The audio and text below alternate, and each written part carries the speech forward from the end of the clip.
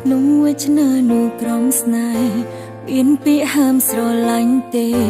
ស្នេហ៍คงវ័យតាคงទេ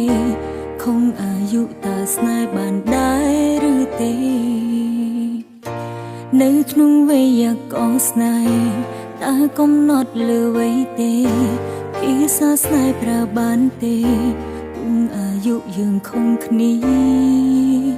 អ្វីសំខាន់មេដងយើងមានក្តីសុខពេលក្បែរគ្នា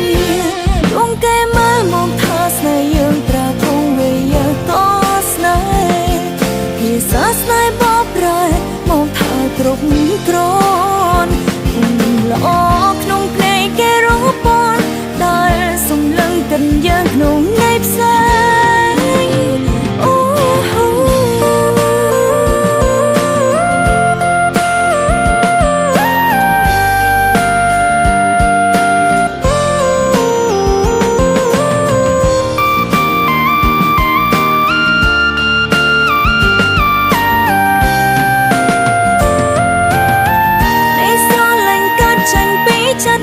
មិនគិតលើអាយុស្នេហ៍មិនចង់បានបន្ទងដែលចេញពីមួកនេះយកទៅមានតែយើងពីរនាក់យល់ថាស្នេហ៍ជាអ្វីមានតម្លៃលើពីពាក្យថាស្រឡាញ់ដងគេមើលមកថាស្នេហ៍យើងត្រូវគង់វេយក៏ស្នេហ៍ភាសាស្នេហ៍បបប្រែមកថាគ្រប់គ្រាន់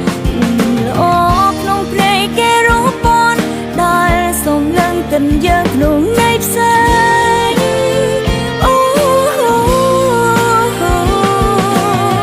គ្រាន់តែខំអាយុគ្នា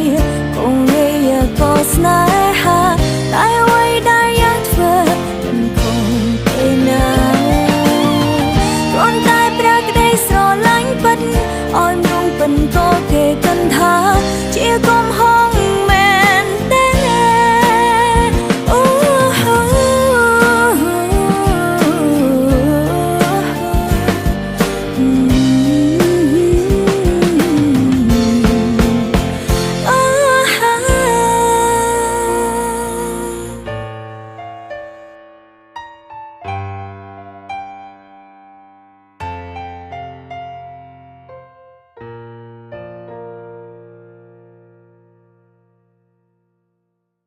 ក្នុងវេទនានោះក្រំស្នេហ៍មានពាក្យហាមស្រឡាញ់ទេ